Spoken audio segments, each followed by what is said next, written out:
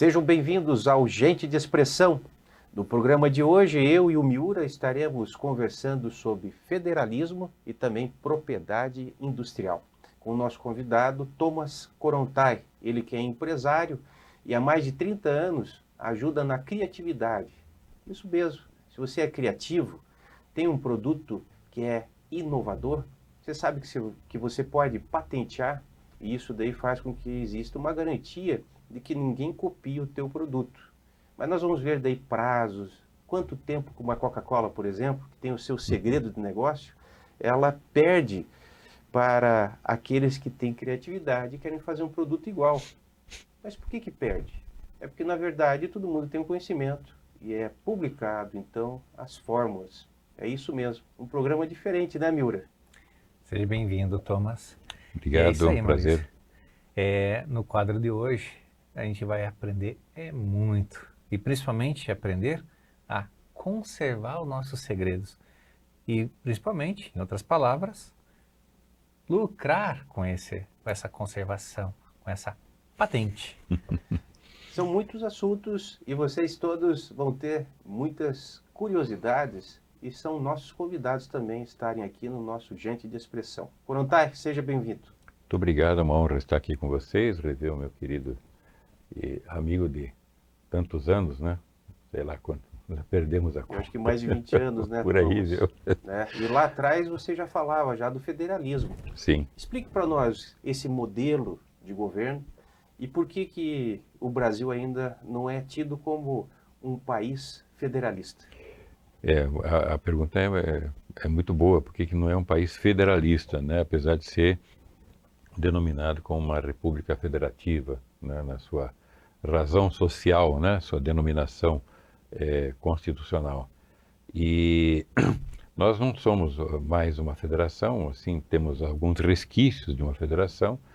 E o que é uma federação? Seria como mais ou menos os Estados Unidos, a Suíça, a Alemanha, a Austrália, Canadá, né? Onde as províncias, os estados, né? As chamadas entidades subnacionais têm autonomia, né?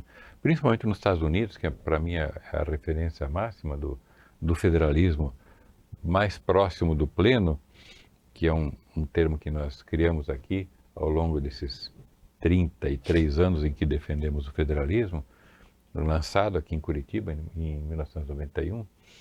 E o que é o federalismo? O federalismo é a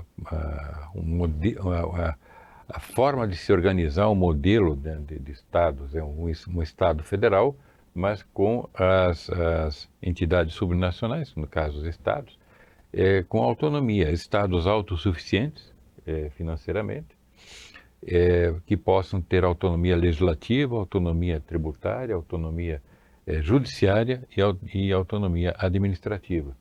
Que é o que acontece nos Estados Unidos, é um modelo, né, mais fácil como referência, né? Mas o Canadá, em certa forma, é assim também, apesar de ter um regime parlamentarista e ser um país pertencente à coroa britânica, né, ligado à coroa britânica. O primeiro-ministro, daí tem o governador, né, que representa o rei da Inglaterra, né? Mas as províncias, se não me engano, são 12 províncias, têm bastante autonomia, né? E umas mais, outras menos, né? A Espanha, por exemplo, não é um estado federal, mas tem lá suas regiões, se não me engano, 49 regiões, com autonomias assimétricas, ou seja, tem regiões com mais autonomia e regiões com menos autonomia. Então o Brasil ele vive esses problemas todos que nós estamos vivendo, inclusive com risco de chegarmos ao totalitarismo, né? Porque esse risco existe hoje, ele é um risco iminente, né?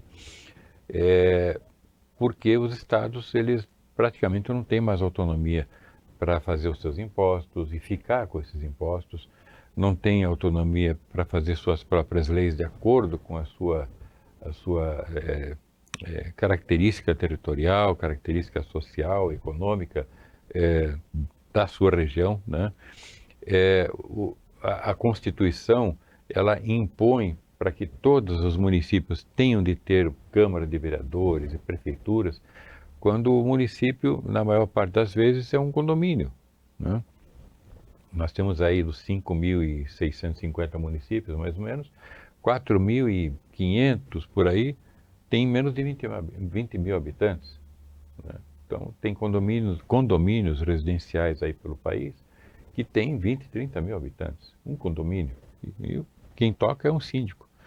Então, você não precisaria, em tese, ter um prefeito com um monte de partidos dando sustentação política, etc., aqueles acordos, tudo isso custa muito para a cidade, tanto em termos financeiros quanto em termos práticos, né? Por causa da lentidão do Estado, né? Definido dessa forma, como nós estamos vendo no Rio Grande do Sul. Em 1941 houve uma tragédia, né? Uma inundação de Porto Alegre, de várias cidades, uma tragédia muito parecida com essa. E desde então nada se fez, né? Nada se fez porque o Estado ele é lento, é ineficiente, né? Na maior parte das vezes. E mesmo que houvesse alguma eficiência com um bom governante, por exemplo, o Brasil é muito grande, não tem condições de atender a tudo. Então é preciso que cada localidade, cada estado e cada cidade cuidem subsidiariamente, em termos de atribuições, de si próprio, né? Você sabe cuidar melhor da sua casa do que o governo, certo? Ou você, Maurício, você permitiria que o governo entre na sua casa e diga como educar seus filhos? Você não permite, mas já está acontecendo. Esse totalitarismo, ele traz para nós assim preocupações. O Brasil, ele é dividido em 27 estados e que nós chamamos de República Federativa do Brasil.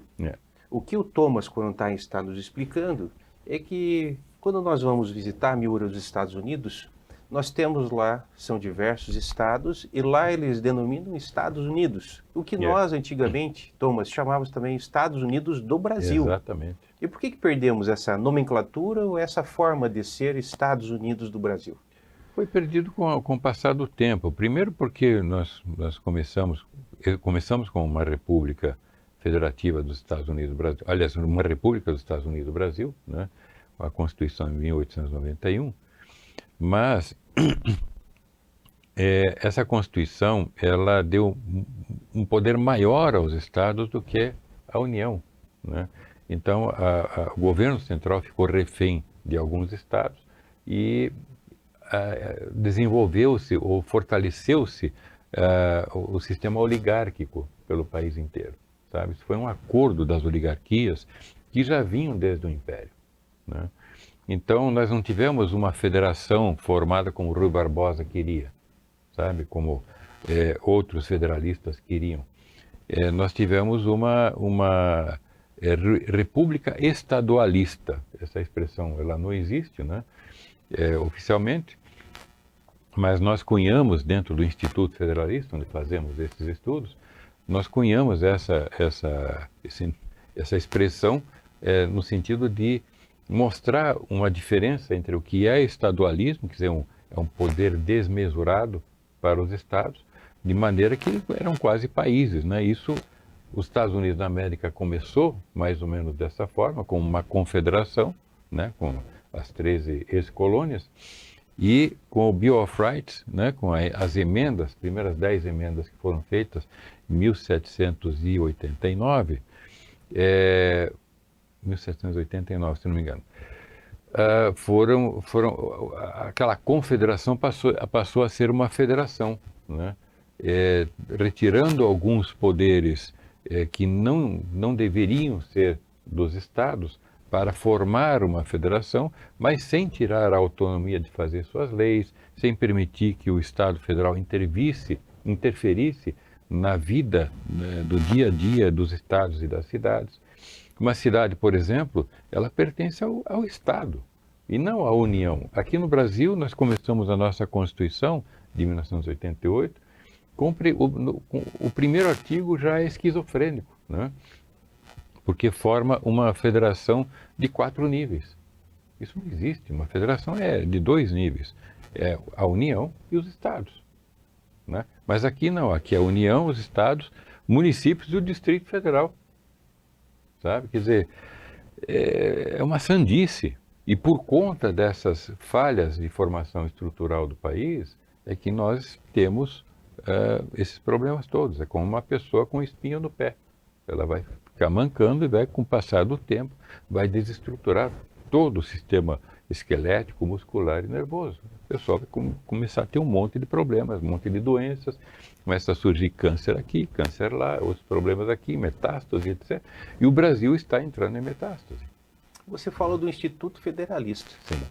Ter um instituto, Miura, significa pessoas se organizarem e terem uma empresa, algo para discutir, né?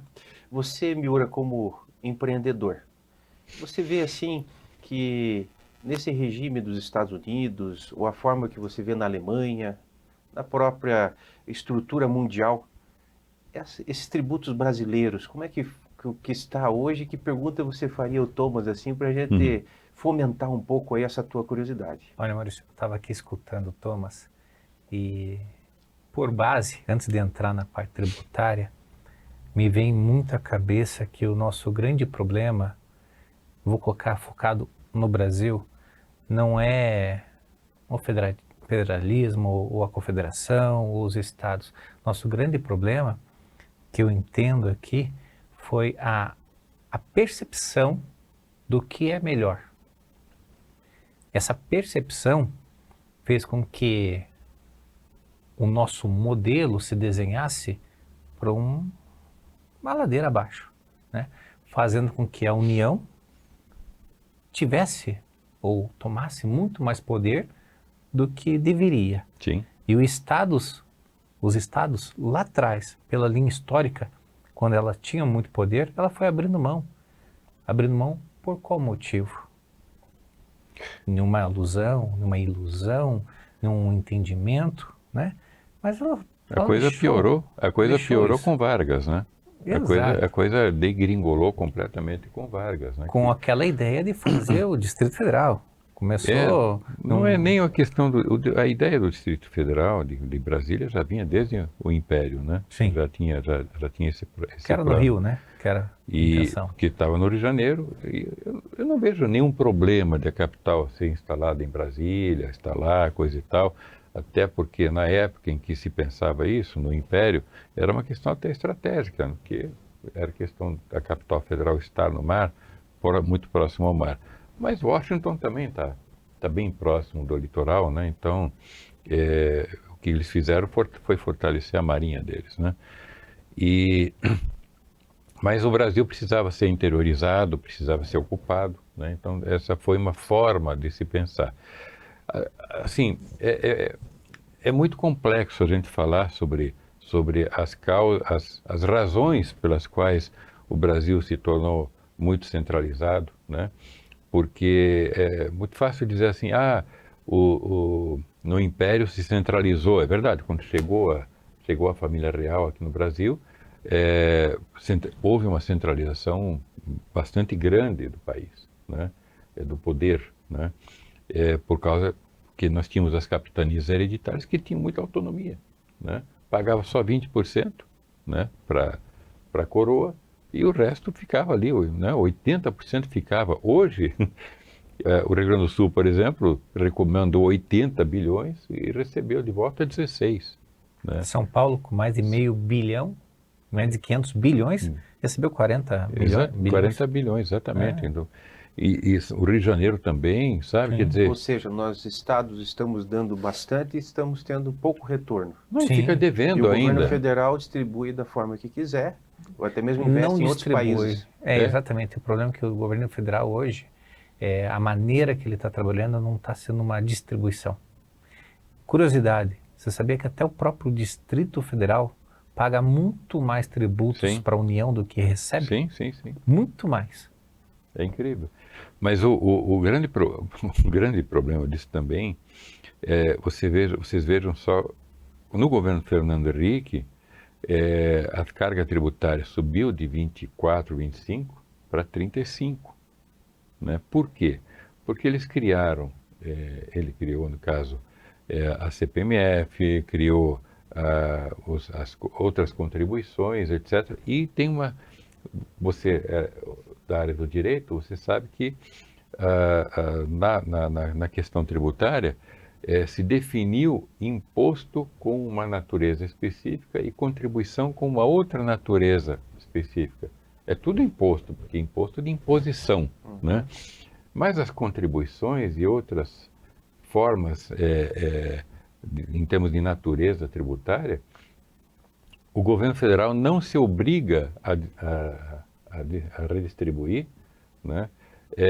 E sim ficar com isso. Ficar com isso e depois ele redistribui de acordo com os clientelismos, né? Com os ajustes políticos, etc. Isso que eu acho que está errado, né, Miura? Mas claro que está errado. Né? Nós devemos, de repente, pensar, e até estava pensando, porque essa nova reforma tributária, Ela é terrível. ela vai fazer com que, se antes o prefeito já ia com pires na mão para pedir apoio e ter emendas parlamentares, hoje é o prefeito e é o governador também, né? Sim. E daí nós Exatamente. estamos com um problema muito Hein, sério. Maurício, Não, quer ver um Isso detalhe?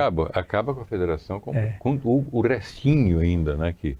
Quer ver um detalhe? E até uma curiosidade também, mas eu quero deixar o Thomas responder isso com uma pergunta bem simples. No modelo político hoje que nós temos no Brasil, o que você me diz no pagamento de um imposto único? Então, primeiro, o imposto único, infelizmente, ele altera a percepção da relação entre preço e porque o preço é uma comunicação entre o mercado e o consumidor, né? Entre o produtor e o consumidor. Então, é uma forma de comunicação do mercado. Quando você lança um produto, você pode lançar ele muito barato, você vai cometer um erro estratégico na sua empresa, e quando você lança um produto, uma inovação ou um produto para competir, você lança com um preço que o mercado não está disposto a pagar. O mercado está dizendo, olha, eu não pago isso aí, né? E aí o empreendedor é obrigado a baixar o valor, refazer as suas contas, etc. E o mercado é realmente fantástico nesse sentido, né? Porque o rei passa a ser o consumidor e não o Estado ditando regras, né? De forma direta ou indireta. No Brasil é de forma indireta, na maior parte das vezes, por causa da tributação, da burocracia, da regulação. Essa regulação que é determinada por esse modelo centralizado beneficia somente os grandes grupos econômicos, sejam eles bancários, né, os banqueiros, sejam eles dos grandes grupos econômicos fabricantes, né, de produtos manufaturados em escala, né? Eu não estou contra a fabricação de escala, porque ela diminui preços, etc.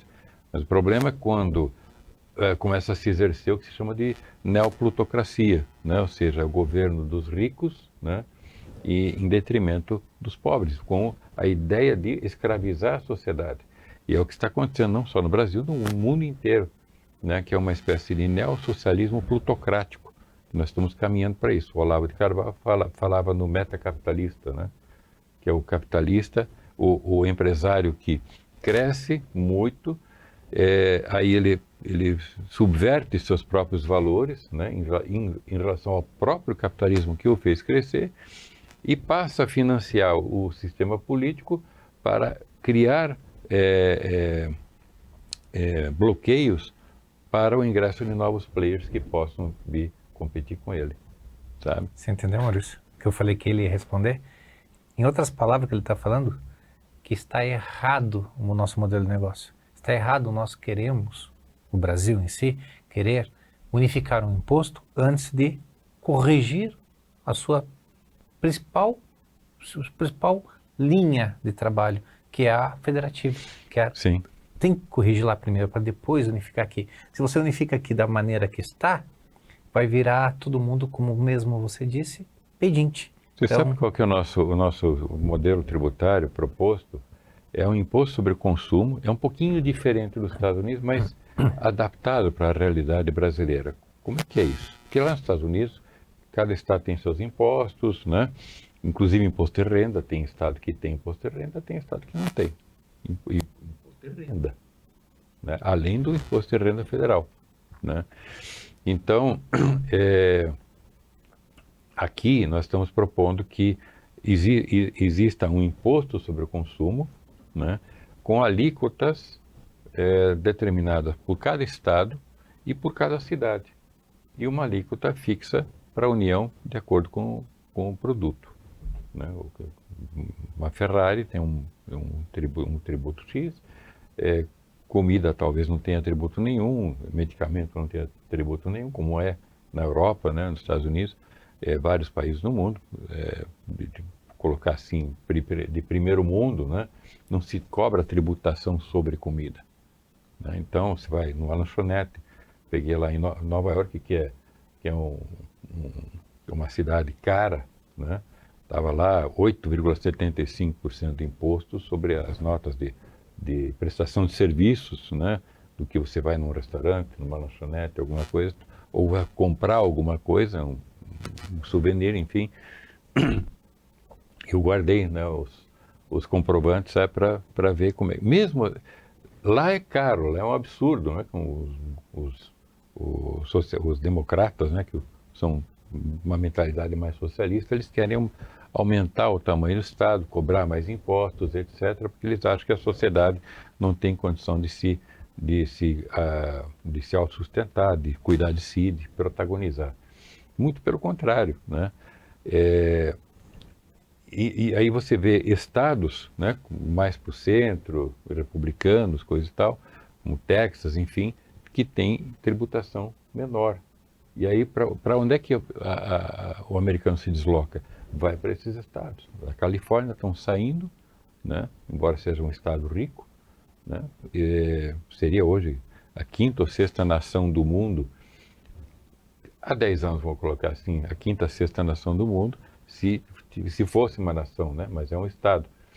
E hoje não, hoje está se destruindo, né, por um governo neossocialista praticamente, né, que é um governo de esquerda, democrata, e infelizmente os resultados estão aí, né, não é uma questão de discussão ideológica, é uma questão de discussão de resultados, né, e eu sempre digo para as pessoas, o federalismo não é uma discussão ideológica, porque você não vai pagar a conta do supermercado com um discurso ideológico, você vai pagar com dinheiro. E para existir esse dinheiro, para você ter esse dinheiro, é preciso que você ou seja um empreendedor bem-sucedido, coisa e tal, ou seja um prestador de serviço bem empregado, né? Ou seja, tem alguma atividade que para isso acontecer tem de ter um ambiente econômico com pouca regulação, com baixíssimos tributos, com baixa burocracia, porque a burocracia é humilhante, né? Enfim, deixar as pessoas livres, né, para poder protagonizar. O Rio Grande do Sul está dando um exemplo, o povo do Rio Grande do Sul está dando um exemplo extraordinário, né? De protagonismo, sabe, de iniciativa, mostrar que quando o Estado não consegue se fazer presente, seja por incompetência, seja por ideologia, seja qual motivo for, né, a sociedade ela vai e ela faz acontecer. Se não fosse um povo valoroso, né, que está demonstrando, e que eu tenho certeza que no Brasil inteiro é assim, tenho certeza absoluta. Se acontecer alguma coisa assim no Paraná, ou em Minas, ou na Bahia, ou em qualquer estado nordestino, eu tenho certeza que o povo vai reagir, sabe, e vai demonstrar aquela coisa inata, sabe, aquele valor que todo ser humano tem. E que o Estado, né, esses modelos centralizados que instalam governantes com objetivos de retirar o protagonismo e imbecilizar a sociedade com processo educacional ruim, com saúde ruim, com tudo ruim, e não é só por questões tributárias, não é só por questão de falta de dinheiro, não é só pela questão do gigantismo do Estado que consome o dinheiro da sociedade, mas tem realmente objetivos escusos por trás disso, sabe? E não é só no Brasil, é no mundo inteiro, né? E a sociedade está despertando, né? Então, por isso a conversa sobre federalismo é muito interessante, porque não basta a sociedade começar a se revoltar, contra os ditadores, contra os oligarcas, contra quem quer dominar a sociedade, mas saber para onde ir, né? Vários filósofos sempre falaram, se você quer destruir alguma coisa, você tem que ter a outra pronta para substituir, porque você sabe muito bem que na política não se deixa espaço vazio. Então, Alguém vai ocupar. e na sua opinião também, você acha que muitos desses municípios que você classifica como Condomínios, condomínios deveriam deixar de existir? Não, em absoluto. Os Estados Unidos tem mais de 30 mil, vamos chamar de municípios, lá não se chama, né? Dessa forma que tem várias, tem vilas, tem a chamada cidade de 500 pessoas, né? Bota a placa lá, você está chegando, você vai morar, você vai ser 501, 502. Mas por que tem tantas cidadezinhas pequenas? Porque o governo federal, a Constituição, ela não obriga a cidade a ter um prefeito, um mayor, né? Não obriga a ter vereadores. As pessoas podem se reunir no estábulo, sabe? Numa praça. No Brasil isso é obrigatório. No Brasil é Isso gera uma obrigatório. despesa, né? Nós temos aí 53 mil vereadores no Brasil, né? Isso gera uma despesa geral, porque o dinheiro tem que vir da União, né? Que foi extraído da cidade, que foi extraído do Estado, do bolso das pessoas, para ser feita uma redistribuição, algumas redistribuições obrigatórias, daquilo que foi classificado como imposto, e as outras negociadas por questões políticas, ideológicas, partidárias, etc., né? Clientelismo puro.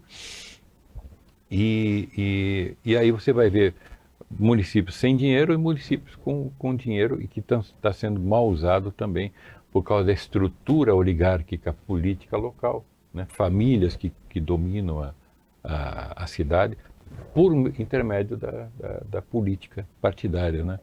Então é terrível, sabe? Quando você muda esse esquema, permite que a cidade escolha, não é uma questão de obrigação, é simplesmente deixar a cidade, o povo da cidade escolher. Vai ter vereador? A Curitiba, por exemplo. Você de repente vem a ser um vereador de Curitiba, você vai ter que abrir mão da sua vida pessoal, da sua vida profissional, etc., né? Até por questões éticas e tudo mais. O Curitiba é grande, tem que pagar, né? Agora, uma cidade com 20 mil, 30 mil, 50 mil habitantes, os vereadores se reúnem 1 ou 2 vezes por mês, sabe? Precisa pagar um monte de salário, tem um monte de partidos, um monte de custos, prefeito com aquela estrutura engessada, né? Não é necessário, a cidade pode simplesmente escolher, não, nós queremos contratar um administrador urbano. Acabou.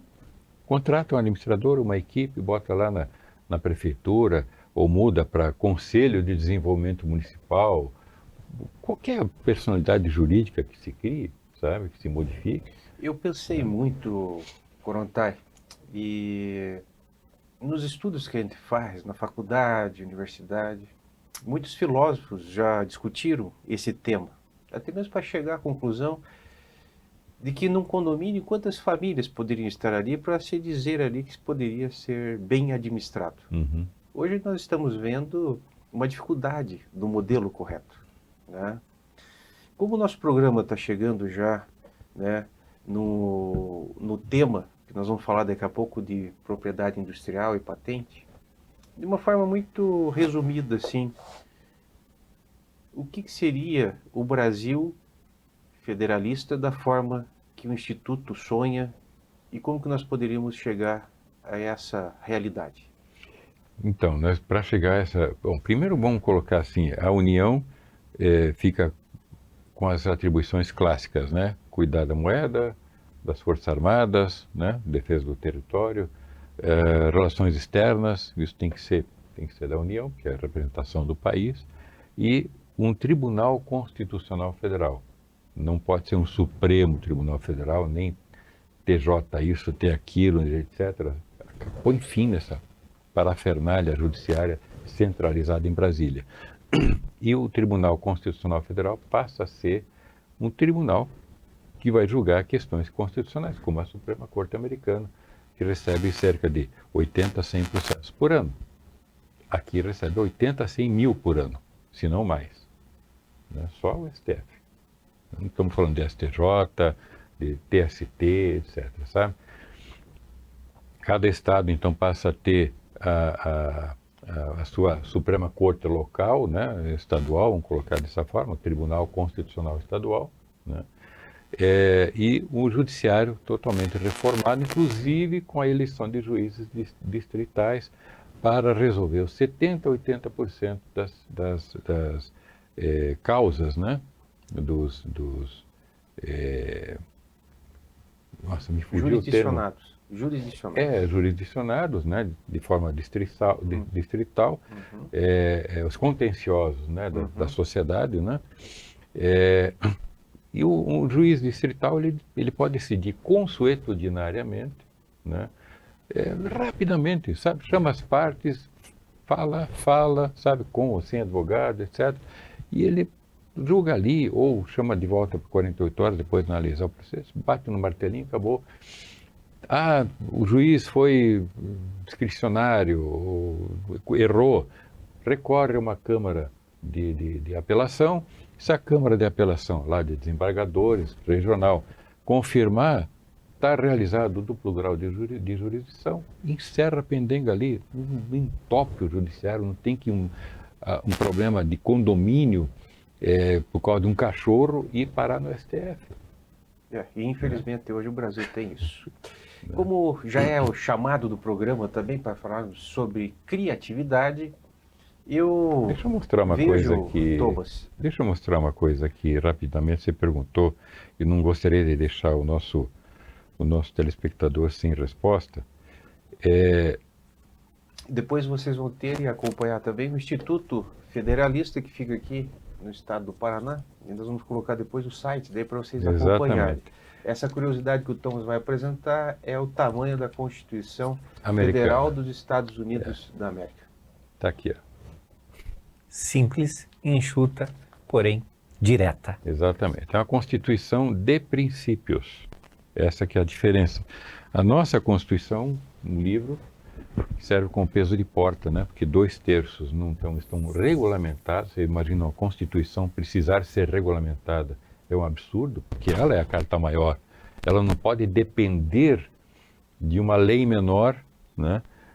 Que pode chegar até a portaria, ao ato normativo, à instrução normativa, para fazer valer aquela cláusula constitucional que teve que passar por um decreto, sabe, uma lei complementar e não sei o que mais. É um absurdo. Isso aqui é uma insolência que eu cometi de propor uma nova Constituição para o país. Que estaria dos mesmos moldes americanos. Então, essa Constituição aqui, esse ensaio constitucional aqui, que está num site chamado constitucionalfederalista.org.br, em discussão com a população, está lá já há quase 10 anos, e ela tem 87 artigos e 19 disposições transitórias. Então, ele dá uma nova estrutura. É a única forma de nós chegarmos a esse federalismo, porque envolve não só questões tributárias, legislativas, mas envolve o judiciário, quer dizer, o sistema legislativo com o judiciário envolve questões processuais, sabe? Quer dizer, você precisa reformar até introduzir o direito consuetudinário dentro de um determinado nível, como está previsto na Constituição, mas que serve como uma base principiológica até mesmo na Suprema Corte. Então, mas você acredita na possibilidade dessa mudança tão drástica da Constituição brasileira? Só depende do povo. Não é o povo é soberano. A Constituição. O povo é soberano para isso. Agora, para que o povo possa exercer a sua soberania, precisa conhecer. O conhecimento vos libertará, né? Como está escrito. Então, o nosso trabalho, tanto como no Instituto, quanto na Liga Federalista que nós estamos formando, para que essa liga leve a linguagem de uma maneira, leve a mensagem de uma maneira não acadêmica, de uma maneira mais simples, né, para para a população, para que ela perceba, e está percebendo de qualquer forma, né, com essa crise toda que está acontecendo, as pessoas estão vendo várias situações. Existe um poder centralizado que está fazendo um monte de bobagens, o sistema não funciona, mesmo se tiver um governante bom, não funciona porque está tudo amarrado, e o povo local, quando provocado para resolver situações que o Estado não está resolvendo, nem o Estado local, por questões políticas, ideológicas, incompetência, etc., nem o Estado federal está resolvendo, então a sociedade está percebendo, puxa, mas nós podemos fazer, nós não somos tão imbecis assim quanto as autoridades querem fazer com que, querem que acreditemos Que a gente acredite, nisso, né? sabe? Então, você fala muito assim dessa mudança, né? Uma tua ideologia tua. Mas hoje o Brasil tem trocentos partidos Sim. políticos. Tem algum partido, é uma pergunta de duas fases, tem algum partido hoje existente no Brasil que já veste essa camisa dessa Não. nova Constituição? Não. Você percebe algum partido que conseguiria vestir Não. pela ideologia? Não. Na verdade, não é nem uma ideologia, é uma proposta administrativa. Sim. É uma proposta administrativa. Nós não nos metemos na questão ideológica, porque se tiver um Estado lá que queira ser um pouco mais progressista e o outro mais conservador, sabe, vamos colocar assim, não tem problema, a federação não interfere, desde que não viole os princípios constitucionais, sabe, direito à propriedade, direito à liberdade, direito à livre expressão, quer dizer, tudo isso, né? Então uma federação de verdade, uma federação plena, ela se define por esse conjunto de autonomias, né? E os estados que não tiverem autossuficiência, eles têm de ser tutelados pela federação. Então, pega um Roraima, pega Acre, pega Amapá, por exemplo, redivide lá o Pará, se for o caso, Amazonas. Eu propus já, venho propondo já um redesenho da Amazônia, sabe? Redesenho, não é só dar autonomia para o estado inteiro, não, é redesenhar aquilo, criar uma série de territórios e botar um gestor federal em cada um deles. Acaba com a Assembleia Legislativa, acaba com o governador, ou seja, isso é a interface política que fica com o dinheiro que vem de Brasília. O Amapá, 90% da sustentação do estado do Amapá vem do governo federal e 90% fica com a classe política, sabe? É um negócio absurdo. Eu conversei com pessoas que moram no Amapá, né?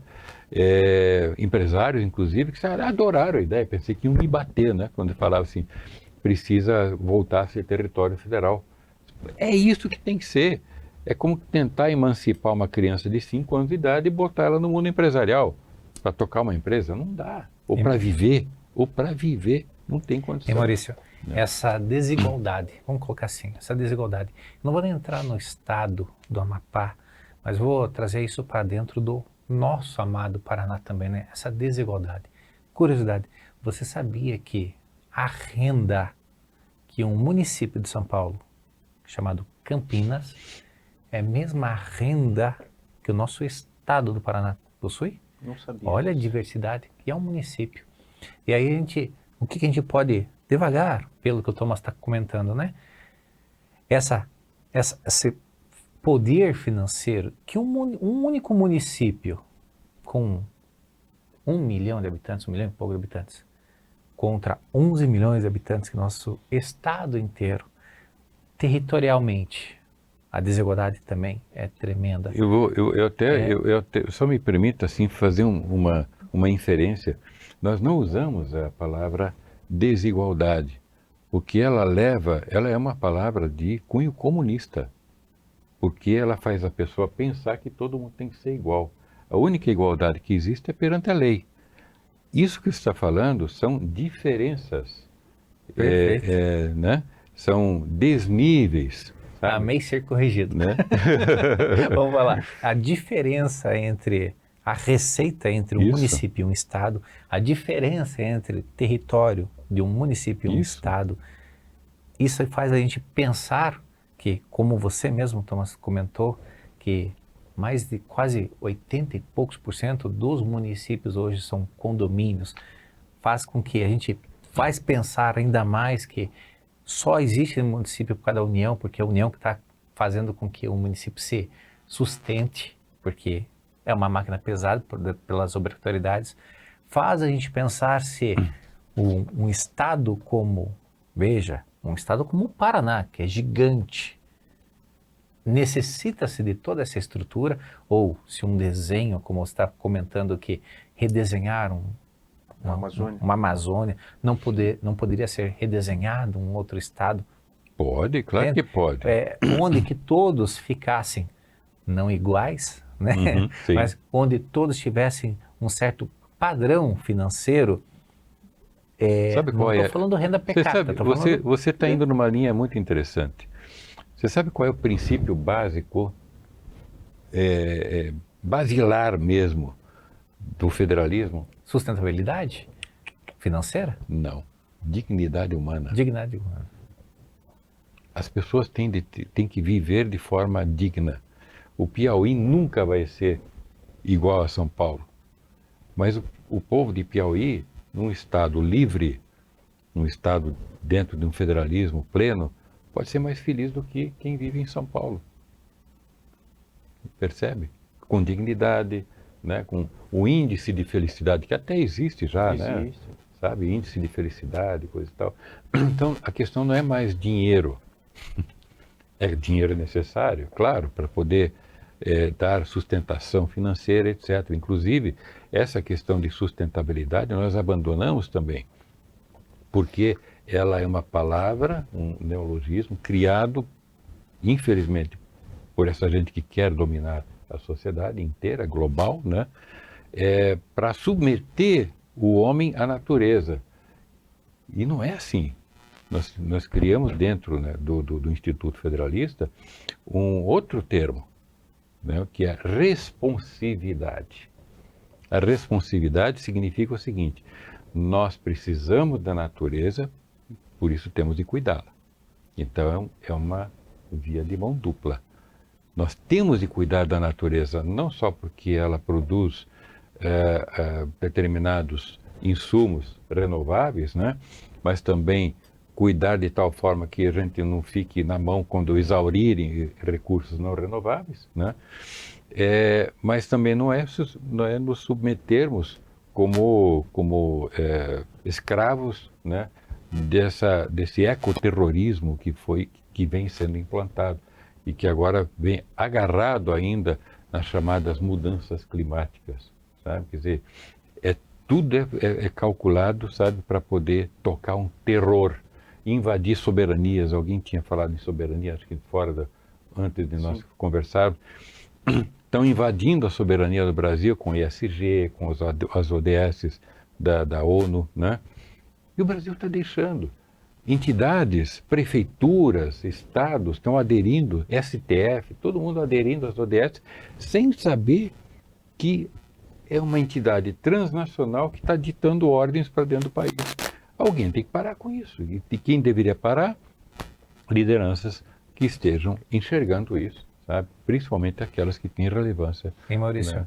Eu acredito muito que nós precisamos do segundo episódio com esse Thomas aqui. Também acho. Até mesmo porque esse conhecimento de propriedade industrial e patentes Não podemos deixar chama passar. bastante atenção. Não podemos deixar passar. Queremos agradecer a sua audiência, dizer que Gente de Expressão, ele faz com que desperte, não só no Miura, em mim, mas em todos vocês, essa curiosidade. O Thomas hoje está de parabéns, obrigado pela tua presença aqui. E fazemos votos de que nós possamos estar conversando em outro programa daí sobre... E me perdoem, acabei, sabe, indo, porque eu queria completar um pouquinho mais o tema, né? Eu já sugiro para que na próxima semana a gente esteja com o Thomas aqui, viu? Com certeza. Obrigado pela sua audiência, um grande abraço e aqui a gente fica então com Gente de Expressão.